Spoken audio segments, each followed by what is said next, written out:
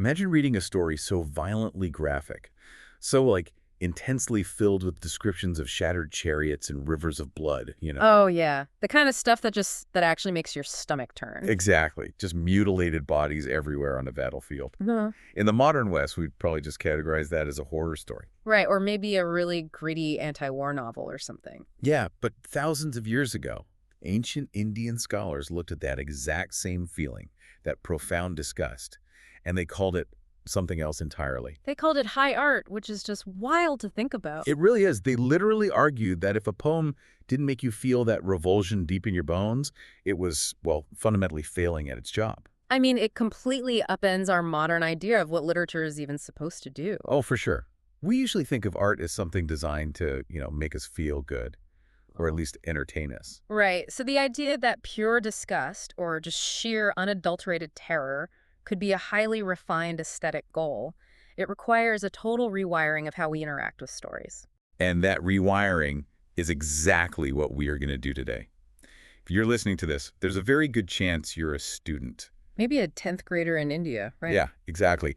Staring down a massive stack of textbooks. You've got the Mahābhārata, you've got the Rāmāyaṇa, these ancient towering epics on your syllabus. And let's be honest about how these texts are usually taught. Oh, it's treated like data entry. You're expected to just memorize the family trees, the locations of the battles. Who fired the Brahmastra at whom? Right. And what the moral of the story is, you write it down in your board exam and you just walk away. Which is a tragedy, really, because treating these texts like historical ledgers strips them of their actual power. Totally. I mean, we live in a world that likes things to be visible and categorized. Yeah. Easy to test on a standardized syllabus. Yeah, but the authors of these texts weren't writing history textbooks. They were engineering psychological experiences. Which brings us to the centerpiece of our deep dive today. We are exploring a remarkable paper titled Rasa by Dr. Jasvant Rathod. It's such a brilliant paper, too. It really is. It unpacks the ancient Indian aesthetic theory of the Navarasas, the Nine Rasas. Right.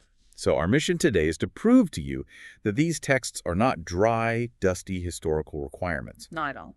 By understanding this concept of rasa, which is often called the soul of Indian poetics, we're going to decode how these ancient masterworks operate. Yeah, they're actually highly advanced, incredibly sophisticated algorithms. Algorithms designed to hack into your brain and unlock your deepest emotions.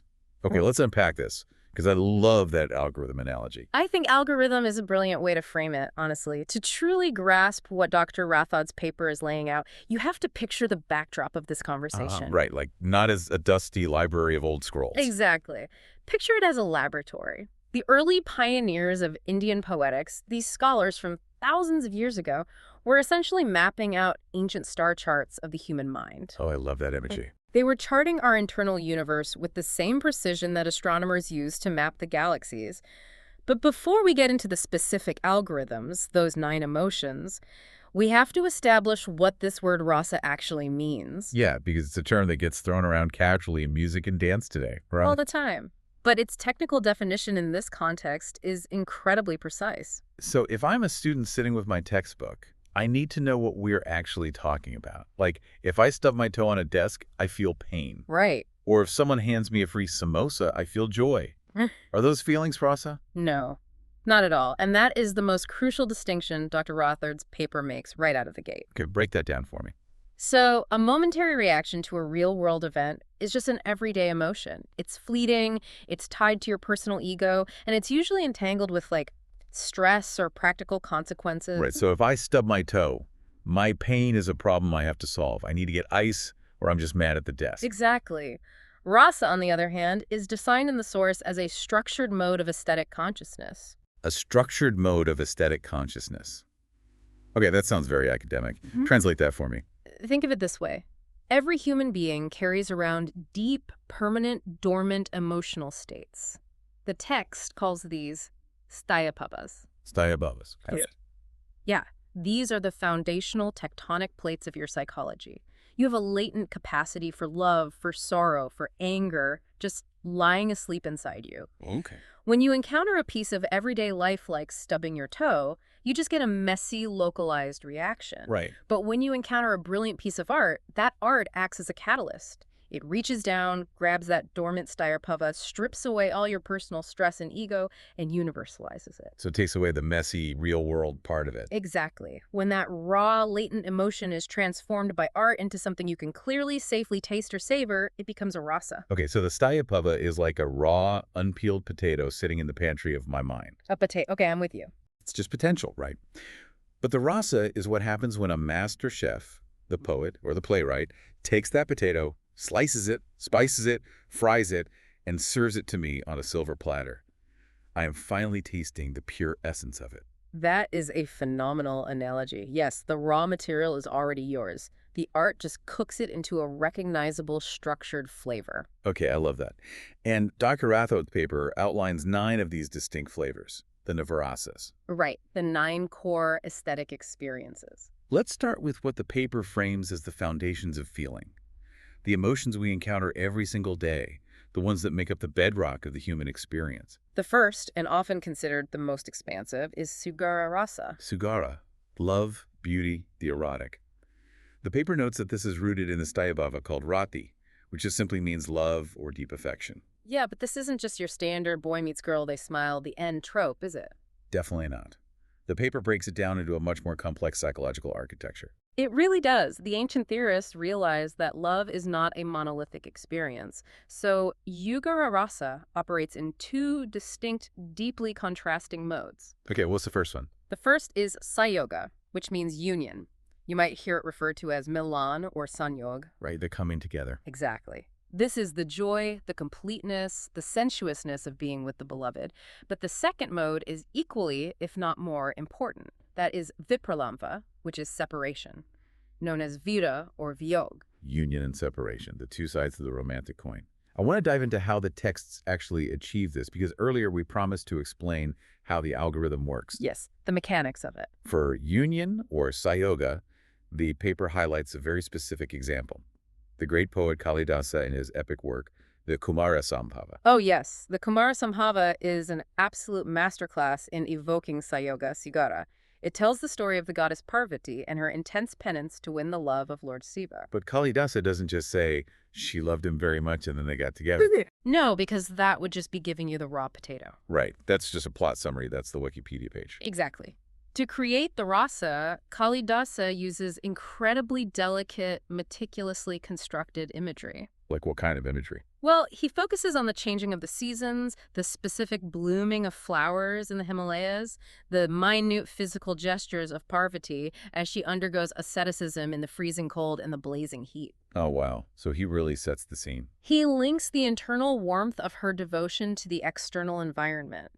So by the time the union with Shiva finally happens, the reader has been so enveloped in this atmosphere of heightened sensuousness and restrained longing that the union feels cosmic. It's not just a wedding. Exactly. Yeah. You aren't just reading about 2 deities holding hands. Your own internal capacity for love, your rati, has been awakened and stretched. You're totally immersed in the climate of their love. And then we flip the coin to separation, vipralamba. Right, the pain of distance. The paper brings up a text that is famous for its emotional intensity, Jayadeva's Gīta Govinda. This text focuses on the separation of Raudra and Karuṇa. It's incredibly powerful. And as I read the paper's description of this, it immediately made me think of Western literature, specifically Shakespeare. Like if you are a high schooler studying Romeo and Juliet alongside your Indian texts, you were looking at the exact same psychological mechanism. Oh, absolutely. The balcony scene, the banishment to Mantua. Yes, the entire second half of Romeo and Juliet is entirely fueled by the agony of vipralamba Śṛṅgāra. The physical distance between the lovers is what turns the emotional dial up to an 11. Because it's the pain of not being able to reach out and touch the person you know you belong with. Exactly. What fascinated me in the paper is that Jayadeva didn't just write sad lyrics about Radha missing Karuṇa. He used musicality, heavy repetition, and shifting meters to mimic the obsessive, cyclical nature of a mind that is separated from its love. Yeah, the structure itself mirrors the anxiety. It's designed to make the listener actually participate in the anguish of that longing. Which really just proves that the human architecture of emotion is universal.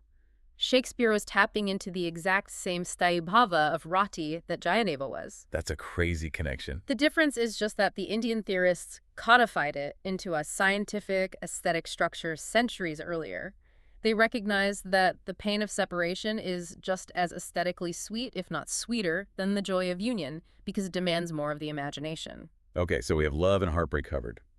The paper then shifts gears completely. It moves to a feeling that seems much lighter on the surface. Hāsya, the comic. Yes, rooted in the permanent emotion of laughter. The paper says this ranges from gentle amusement all the way to sharp, biting satire. And the classic example it gives is the character the Viduka, the clown in classical Sanskrit drama, specifically in Kālidāsa's play Abhinavagupta.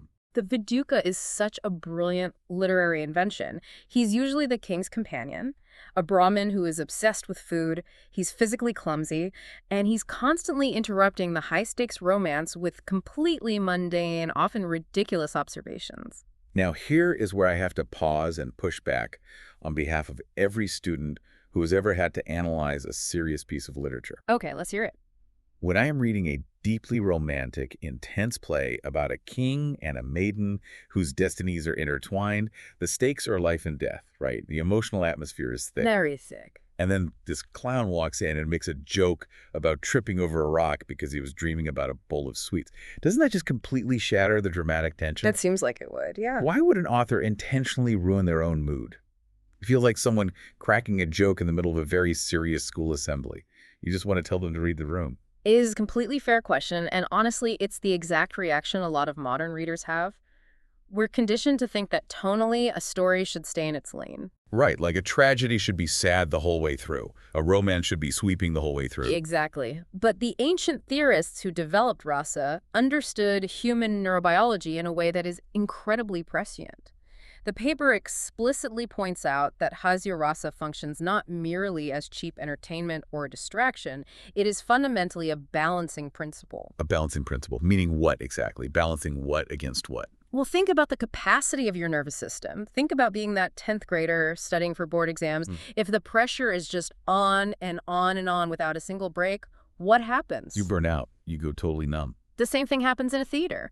If a poet keeps piling on intense romantic longing or deep sorrow or sheer terror without any relief, the spectator eventually becomes overwhelmed. Oh, I see. The aesthetic experience collapses under its own weight because the human brain can only sustain peak intensity for so long before it disengages to protect itself. So it's a circuit breaker. Precisely. Hāsya rasa prevents emotional excess. By introducing the clown, Kālidāsa deliberately breaks the tension. He gives your brain a moment to exhale, to laugh at something ridiculous. That makes total sense. It restores equilibrium so that when the narrative plunges you back into the deep end of the emotional pool, when the king is suddenly heartbroken again, you actually have the emotional bandwidth to feel it. Wow. Okay, that entirely shifts my perspective. Because once again, looking at Shakespeare, he does the exact same thing. He really does. In Macbeth, right after the incredibly dark, bloody murder of King Duncan, Shakespeare brings in the drunken porter to make knock-knock jokes. Yes, perfect example. Or in King Lear, when Lear is literally loses his mind in a thunderstorm, his fool is right beside him cracking sarcastic one-liners. My English teacher always called it comic relief, but framing it as a necessary neurobiological pressure valve makes it sound like a precise science. Because it is a science. And you absolutely need that pressure valve, because the next rasa the paper explores is incredibly heavy.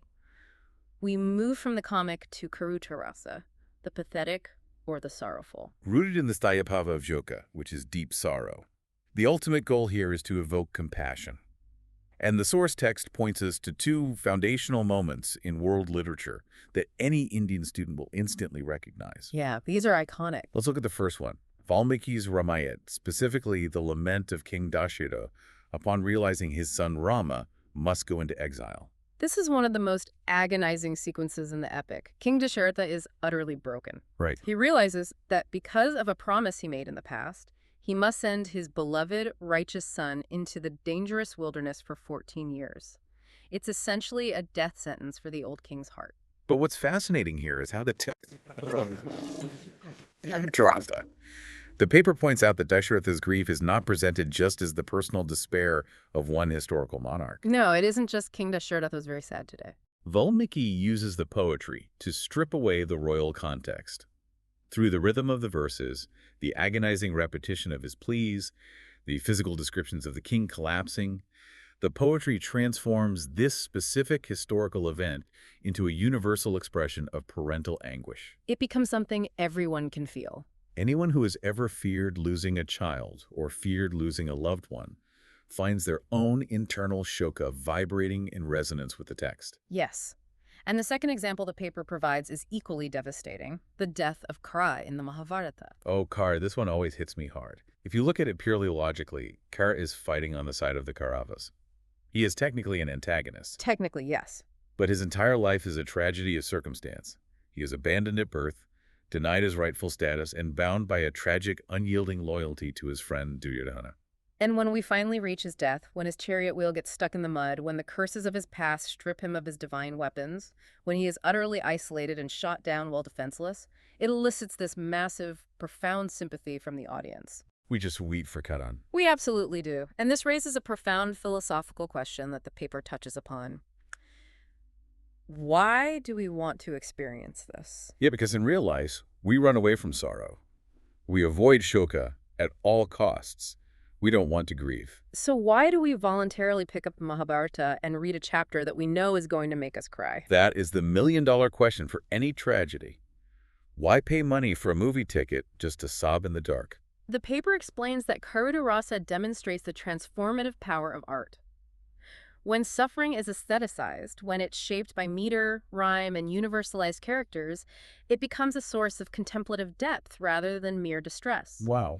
You're experiencing the purity of sorrow without the real-world devastation that usually accompanies it. It's like standing in an observation deck with thick, soundproof glass, watching a massive Category 5 hurricane outside. Oh, I like that. You see the lightning strike, you feel the awe of the destruction, you understand the immense power of nature, but you aren't getting wet. You aren't in danger of being struck. Right, because of the glass. Because of the glass, the aesthetic framework. Yeah. You can actually appreciate the beauty of the storm. If you were outside in the mud, you wouldn't be appreciating the beauty. You would just be terrified and trying to survive. That analogy hits the nail on the head. The artistic structure is the soundproof glass. It protects your ego while allowing your consciousness to witness the storm. And that concept of safety, that glass, is going to become absolutely critical as we move into the next phase of Dr. Rathod's paper. Oh, definitely. Because if love, laughter, and sorrow are the familiar emotions of our daily lives, the ones we can easily digest, the next set of rasas takes us to the absolute fringes of human psychology. We are leaving the palace gardens. We are leaving the romantic balconies. We are stepping out into the wilderness and onto the blood-soaked earth of the battlefield. The transition here is sharp. Really sharp, because we're moving into the intense, chaotic, and deeply frightening aspects of life. We're talking about fury, courage in the face of death, terror, and outright physical disgust.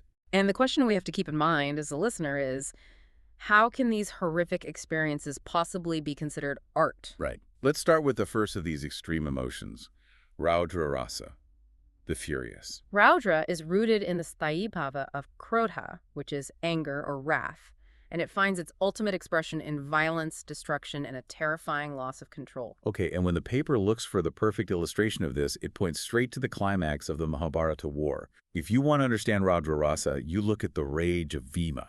Bhima is a force of nature. When he takes his vows of vengeance against the Kauravas for the humiliation of Draupadi, it's not just a polite promise to win a war. No, it is a blood-curdling oath. He vows to break thighs and drink blood. It is feral. It really is. Or, alternatively, the paper mentions the nightmarish fury of Ashvathama at the end of the war, when he sneaks into the sleeping Pandava camp at night and just slaughters everyone in blind, devastating rage. It is pure, unadulterated darkness. It is deeply unsettling to read, and yet the source argues that this battlefield violence is transformed by the poet Vyasa into a powerful aesthetic spectacle. How? Because if I read a news report about someone sneaking into a camp and committing a massacre, I don't feel aesthetic pleasure. I feel sick.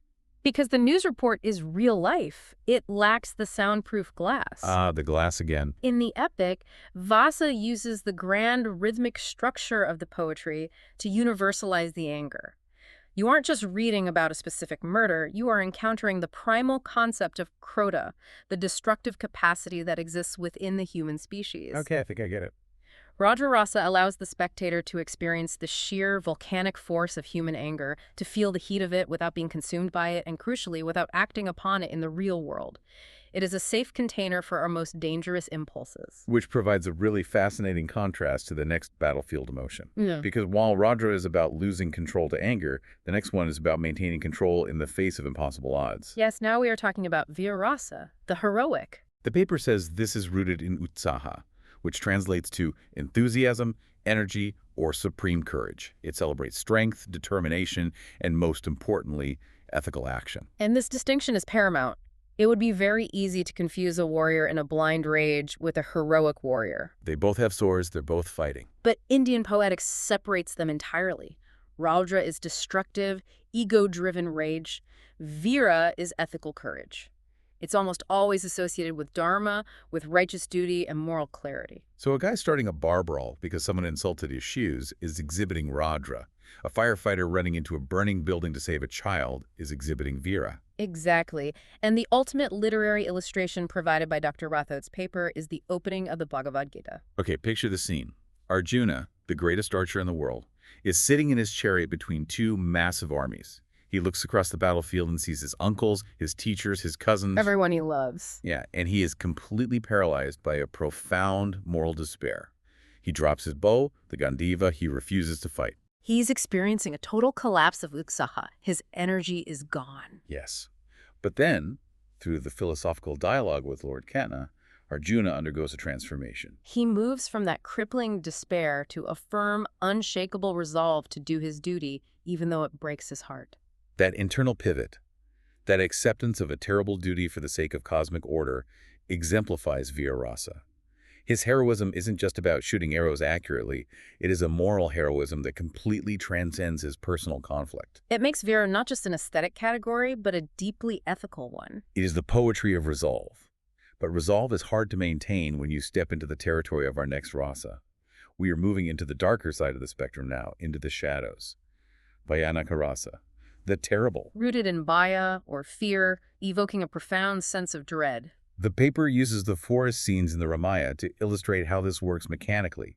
When Rama, Sita, and Lakshmana leave the safety of civilization and enter the Dantaka forest, Valmiki doesn't just write, "The forest was very scary and they were afraid." That tells you what to feel, but it doesn't make you feel it. Right, the algorithm needs specific inputs to trigger the fear. So Valmiki builds an atmosphere of dread through environmental storytelling. He describes the dark, impenetrable canopy that blocks out the sun. He describes ominous, unidentifiable sounds echoing through the trees, the constant creeping feeling of lurking, unseen dangers, the Rakshasas who could be anywhere watching them. He creates a palpable atmosphere where the physical environment itself is hostile. And the paper explicitly notes that this rasa operates heavily through suggestion. It allows the imagination to amplify the fear beyond what is explicitly described on the page. Which is brilliant. This is literally the foundational rule of modern horror filmmaking, right? Mm-hmm. The monster you do not see is always 10 times scarier than the monster you do see. If you show the rubber monster, the brain rationalizes it. If you just show a shadow and a weird sound, the brain panics. Because the human mind will always paint a darker, more terrifying picture than the artist can ever provide. The ancient theorists of Indian poetics understood this psychological loophole perfectly. They really did. They relied on suggestion to trigger the latent paya, the dormant fear within the audience, making the reader do half the work of terrifying themselves. That makes perfect sense. But then we immediately hit a rasa that throws that rule out the window. It doesn't rely on suggestion at all. Not even a little bit. It grabs the monster, pulls it into the broad daylight, and shoves it right in your face. We have to talk about Bībhatsa rasa, the odious or the grotesque. This one is intense. This is rooted in jugupsa, which is disgust. The profound, stomach-churning revulsion you feel when confronted with something vile. The source paper points straight back to the battlefield descriptions in the Mahābhārata. It highlights the incredibly graphic depictions of mutilated bodies, rivers of blood, brains spilling out, scavengers and dogs tearing at the flesh of fallen heroes. And look, I have to stop here. I need to push back hard on this one. If I am a 10th grader trying to make sense of this, or just anyone trying to enjoy a good book, why? Why read it? Yeah. If the entire point of art is to create a refined aesthetic experience, why on earth would the author intentionally try to make me vomit? Right. How is disgust an aesthetic? Why not just skip the rotting bodies, pan the camera away, and focus on the glorious heroism of Vīra rasa? I love that you're pushing back on this because it is the exact same instinct that drives modern Hollywood to make PG-13 war movies. Right, we want the action, not the gore. It's a very modern instinct to want to sanitize our stories, to have violence without the messy consequences. We want the thrill of the explosion without seeing the burn ward. Exactly. But if we connect this to the bigger picture of what the Mahābhārata is actually trying to achieve as a text, sanitizing it would be a profound moral lie. Dr. Rathod's paper states that Bībhatsa rasa challenges the limits of aesthetic experience by incorporating the unpleasant into artistic representation. So it's forcing us to look at the bill, to see the actual cost of all that anger and heroism. Precisely. If Vyasa only shows you Vīra rasa, the glorious, sunlit heroism of the archer letting his arrow fly, but he hides the Bībhatsa rasa, the gruesome, horrifying reality of where that arrow lands and what it does to a human body, he is just glorifying war. He's creating propaganda. By incorporating physical disgust, the text prevents a moral collapse in the reader. It forces you to hold the glory and the horror simultaneously in your mind. Wow. It stretches your capacity for empathy and truth. You experience deep revulsion, yes, but within a framework that keeps you morally grounded. It reminds you that this is what happens when human beings fail to find peace. That is incredibly heavy and honestly really profound. You cannot have the light without the shadows. You can't celebrate the warrior without mourning the corpse. You really can't. And speaking of light, that brings us to the final emotion in this intense middle section before we hit the grand philosophical climax of the paper. We end the sequence of extremes with Adbhuta rasa, the marvelous. Yeah, rooted in the Sthāyibhāva of Vismaya, which translates to wonder or astonishment. It's the human response to encountering the completely extraordinary, the supernatural, or the conceptually impossible. And there is no better example of this in the history of world literature than the Vishvarabhadarshana in the Bhagavad Gīta. Yes. This is the moment when Lord Gīta, who up until now has looked like a normal, albeit very handsome, human charioteer, reveals his true, cosmic, universal form to Arjuna. And it completely short-circuits Arjuna's human comprehension. Vyasa's description of this is mind-bending. It isn't just a big glowing man in the sky. No, it's so much more than that. It's an overwhelming, terrifying, awe-inspiring vision of infinite mouths, infinite eyes, galaxies spinning within his body, millions of arms, and time itself physically manifesting to devour the worlds. Arjuna is looking at the Alpha and the Omega simultaneously. It evokes pure, unadulterated awe. The paper says Adbhuta rasa expands the boundaries of perception, inviting the spectator into a realm beyond the ordinary. It really does push you beyond. It's that feeling you get when you look at a high-resolution photo of a black hole, or when you stare up at the Milky Way on a perfectly clear night in the desert and suddenly realize just how microscopic and irrelevant your daily problems are. Exactly. Wonder. Adbhuta. It is the realization of the vastness of the cosmos. So let's take a breath and survey where we are. We have covered 8 emotions. We've explored love, laughter, sorrow, anger, heroism, fear, disgust, and wonder. We have run the absolute gamut of the human heart. The algorithm has pushed every single button on the console. But what happens when the song ends? What happens when the dust settles on Kurukshetra? When the lovers have finished their songs and the warriors have put down their bows? We arrive at the 9th rasa. And this is where Dr. Rathod's paper dives into what I can only describe as the greatest intellectual debate in the history of Indian poetics. The great clash over the ultimate rasa. Yes. The 9th rasa is Śānta rasa, the tranquil. The source associates it with peace, detachment, and renunciation. The Sthāyibhāva is Shema, which is absolute calmness or equanimity. And the paper argues that the ultimate philosophical tone of the Mahābhārata, after all the bloodshed, after all the kingdoms are won and lost, when you are left with the crushing realization of the impermanence of all worldly things, that lingering tone is Śānta rasa. And this brings us to the intellectual heavyweight bout of our deep dive. The massive, centuries-long clash between 2 giants of Indian poetics, Bhoja and Abhinavagupta. They fundamentally disagreed on what the foundational ultimate purpose of art and, by extension, human emotion actually was. Here's where it gets really interesting, because this isn't just an academic debate about how to write poetry. I want to frame this for you, the listener, as a clash of worldviews, a debate about how you should live your life. Oh, this is a great way to look at it. Let's imagine a highly relatable scenario to ground this. Imagine you are in high school and you've just gone through a terrible, heart-wrenching breakup. You are devastated. You don't know what to do with all these feelings. Okay, we've all been there. On one side of the room, you have Bhoja. His philosophy is called aesthetic reductionism. Bhoja believes that Śṛṅgāra love is the foundational root, the mula, of all rasas. The paper says his view is immanent, meaning it is deeply rooted in worldly engagement. Right. If you ask Bhoja what to do about your breakup, he is going to tell you to dive headfirst into the messy, beautiful reality of it. Write sad poetry, cry to sad music, let the love and the pain fuel your art. Desire, union, separation, that is the matrix of all art and the engine of all life. Bhoja believes that love, in its most expansive foundational sense, underlies all human affectivity. You cannot have anger, like Raudra, without loving something that is threatened. Right. You cannot have sorrow, Karuṇa, without loving something you have lost. You cannot have heroism, Vīra, without loving the dharma you are protecting. That makes a lot of sense. Therefore, Śṛṅgāra is the generative principle from which all other emotional configurations derive.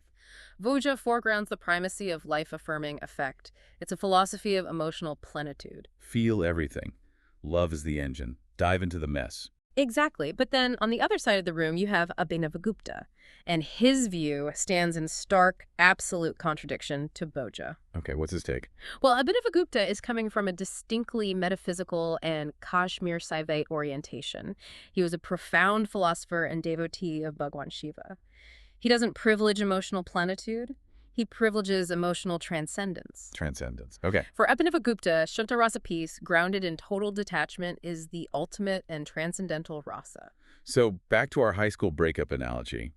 While Bhoja is telling you to write a Taylor Swift album about the pain, Abhinavagupta is telling you to sit down, close your eyes, meditate on the impermanence of the relationship, realize that the pain is an illusion of the ego, and dissolve it into inner zen. That's a pretty accurate summary, yeah. I have to be honest, as a modern reader, Abhinavagupta sounds like a bit of a buzzkill. Is the ultimate goal of art really just to make us feel nothing? See, that is the common misunderstanding of Śṛṅgāra. It is not feeling nothing. It is feeling everything in perfect equilibrium. Wow, equilibrium. Abhinavagupta argues that all other rasas, all the chaotic love, the burning anger, the paralyzing fear, the glorious heroism, they are like rivers. And what do all rivers eventually do? They flow into the ocean. Exactly. They flow into the ocean. He envisions a state of spiritual tranquility where all worldly pleasures and chaotic emotions eventually mingle with the ocean of peace. The self doesn't become numb. It experiences a universalized, ego-free consciousness. The paper notes that the tension between these two isn't just a matter of literary ranking. It's deeply philosophical. Bhoja's Śṛṅgāra embodies the fullness of worldly experience embracing life. Abhinavagupta's Śānta signifies its sublimation into contemplative stillness transcending life. And Abhinavagupta takes this a massive step further, doesn't he? He makes aesthetic experience analogous to something called Brahmananda. Yes, and this is perhaps his most radical claim. Brahmananda is the concept of spiritual bliss associated with the realization of the ultimate reality, the divine consciousness. Abhinavagupta is essentially saying that when you experience true, profound, peace-true Śānta rasa through the vehicle of great art, you are actually getting a temporary, fleeting taste of divine bliss. The aesthetic experience is a practice run for spiritual enlightenment. That is a staggering claim about the power of a poem. It elevates the poet to the level of a spiritual guide. It makes studying these texts seem a lot more vital than just trying to scrape together a passing grade on a Tuesday morning. It really does change the stakes. But it raises a very practical, historical question. We are looking at this incredibly advanced psychological framework. How did these Indian scholars figure all this out? Did they just wake up one day in 200 BCE and say, yes, art is a psychological catalyst that triggers latent emotional seeds? Or did this evolve over time? Oh, it absolutely evolved. It was a long, slow intellectual journey. Dr. Rathod's paper dedicates a significant section to tracing the history of this literary criticism, and it turns out in the early days of Sanskrit poetics, scholars weren't focused on emotion or psychology at all. Right, the transition from grammar to the soul. The paper mentions early scholars like Bhāmaha and Dandīn. And reading about them, it seems they were completely obsessed with something called alamkara. Alamkara translates literally to figure of speech or ornamentation. Early poetics was almost entirely concerned with the formal, structural, and linguistic mechanics of poetry. So, not feelings. No, poetic excellence wasn't judged by how much it made you cry. It was judged by stylistic embellishment. They were obsessed with shabda and artha, the physical word and its literal meaning. The text cites Edwin Garrow's study of Indian poetics here. He explains that these early theorists were just trying to figure out what made a poem different from a regular sentence, or from Shastra, which is scripture. Right. Giroux says, poetry is language caught in a rather small compass. The stanza is its unit of composition, the whole in which its perfection is to be sought. Meaning they were looking at the mechanics of the verse under a microscope. How mathematically compact is it? How precise is the vocabulary? Like counting syllables and looking at rhyme schemes. Exactly. They spent all their time categorizing things like upama, which are similes, rupaka, metaphors, and yamaka, complex rhyming or wordplay. For them, the decoration was the defining feature of the art. And rasa, the soul of the whole thing. Where was that? In this early phase, rasa was relegated to the background. It was seen merely as a secondary charm and accessory. They called it rasavat alamkara, just another type of ornament you could hang on the poem.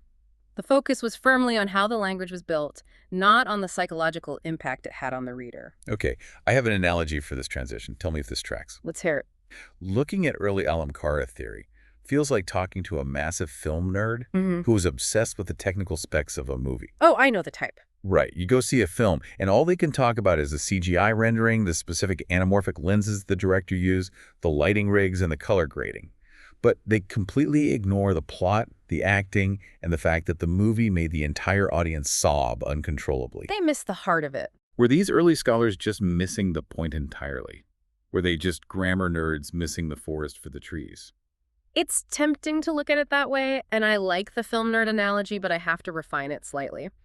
The source text makes it clear that the subordination of rasa to alamkara was not a failure or a limitation. It was an absolutely necessary evolutionary phase. Necessary. Why? If emotion is the goal, why spend centuries ignoring it? Let's use your movie set analogy.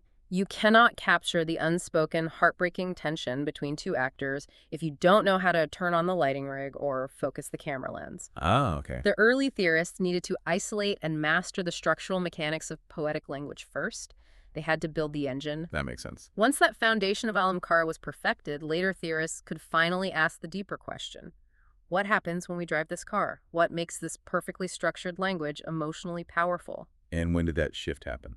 That crucial transition happens later, specifically with a revolutionary theorist named Anandavardhana and his theory of jvani. Vani. That means suggestion, right? Yes. Suggestion or resonance. That was the pivot point that changed everything. Anandavardhana shifted the entire focus of Indian poetics from the rigid, literal structure of language to the power of suggestion. How does that work in practice? He argued that the true meaning of a poem isn't in the literal words, the shabda and artha, but in the unspoken echo that those words leave behind in the mind. Think of striking a large bronze bell. The bell itself. The literal words are the hammer striking the metal, but dhvani is the hum, the resonance that fills the air long after the strike is over. Anandavardhana shifted the focus to anubhava, the lived, felt experience of that echo. And that theory of suggestion laid the perfect groundwork for Abhinavagupta to come in and elevate rasa to the absolute undisputed center of the aesthetic universe. Exactly. It set the stage perfectly. Which brings us to the most mind-bending part of this entire deep dive, the psychology of it all. Abhinavagupta takes this concept of rasa and turns it into a masterstroke of cognitive science. It really is cognitive science before that was even a term. Now that the focus is entirely on the feeling, the echo, we have to ask the mechanical question. How does a poem or a play actually transmit that feeling to the listener? How does reading black ink on white paper make my physical body produce tears? This is where Abhinavagupta's genius truly shines.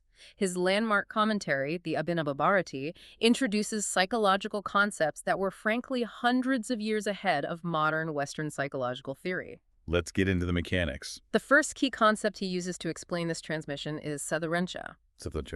Universalization. Exactly. Universalization. Abhinavagupta explains that when emotions are depicted effectively in art, they shed their personal, historical, and contextual limitations. Right. Let's go back to the Rāmāyaṇa. When you read about King Dasharatha grieving, you aren't just an observer looking at a specific monarch from antiquity. Through the power of the poetry, the emotion is generalized. The boundaries between you, the modern student reading the book, and him, the ancient king, begin to dissolve. The ego drops away. You enter a shared universal emotional space. You take off your own shoes and step into a space where everyone is barefoot. Beautifully put. And once you are in that universal space, we arrive at his second massive, paradigm-shifting concept, Vasana. Oh, this part completely blew my mind when I read the paper. Mm-hmm. The text explains Vasana as latent impressions. Yes. It makes the bold claim that art doesn't actually create emotion from scratch. It doesn't manufacture a feeling and inject it into you like a syringe. Instead, it activates what is already dormant inside you. Every single individual, by virtue of being human, carries within them countless seeds of emotional dispositions. These are the vasanas. They are the residue of your past experiences, your innate human capacities. They are sleeping inside you right now. Right now. When you encounter powerful art, the art acts purely as a catalyst. It waters the seeds. Let me put this in terms a modern student will instantly get. Think of your brain like a smartphone. Okay, a smartphone. The vasanas are pre-installed software programs. You have the sorrow app, the heroism app, the disgust app, all sitting dormant on your hard drive. When you read the Rāmāyaṇa, the book isn't writing new code. The book is just the execution command. Clicks on the app, it opens the program you already had installed. If we connect this to the bigger picture of human empathy, that analogy is perfect. The sadness you feel for Rama's exile was already downloaded inside you. It was already there. The process of aesthetic appreciation is an act of recognition, not acquisition. You aren't receiving something external, you are rediscovering your own internal humanity. And because it's universalized through art, because of Southern Karuṇa, it's stripped of my personal stress. Like if I feel sad in real life because I failed my math exam, that sadness is tied to practical, terrifying consequences. I'm stressed, I'm worried about my college applications, my parents are mad. Right, the app is running, but it's full of malware and pop-up ads. But if I feel sad because I'm reading a beautifully written epic, there are no practical consequences to my life. I can just run the app cleanly. I can savor the pure emotion without the malware. That is the absolute magic of rasa. It is a distilled, pure emotional experience free from the burden of your personal ego. But there is a catch, and it's a big one. What's the catch? For this entire software system to work, the paper emphasizes the absolute necessity of participatory aesthetics. You cannot be a passive consumer staring blankly at a screen. You have to be a sadhya. A sadhya, a person of the same heart. Yes. You must be an active, willing, emotional participant. You have to bring your own sensitivity, your imagination, and your willingness to open up to the text. So if I sit down with the Mahābhārata and my only goal is to memorize facts for a Tuesday morning test, I'm putting up a firewall. Exactly. You are closing your heart. You are actively rejecting your role as a sadhya, and therefore the rasa cannot emerge. The software will not run. That is such a powerful, challenging message for any reader. The book is only half the equation. You are the other half. Yeah. The text needs your heart to complete the electrical circuit. It really does. And this realization that art requires this profound union of the text and the soul of the reader eventually led to the concept of rasa breaking out of the theater entirely. It became too big for just poetry. It infiltrated religion, philosophy, and the very fabric of daily life. Which brings us to the final section of our source text, God, life, and the Western contrast. Right. The paper tracks how later scholars took this psychological framework and expanded it to cosmic proportions. We have scholars like Vijayanath in the 14th century who basically looks at all of this and declares that rasa is the absolute center of poetry. If a text doesn't evoke rasa, it's not even poetry, it's just a string of words. But then we get to the theological reinterpretations, which are fascinating.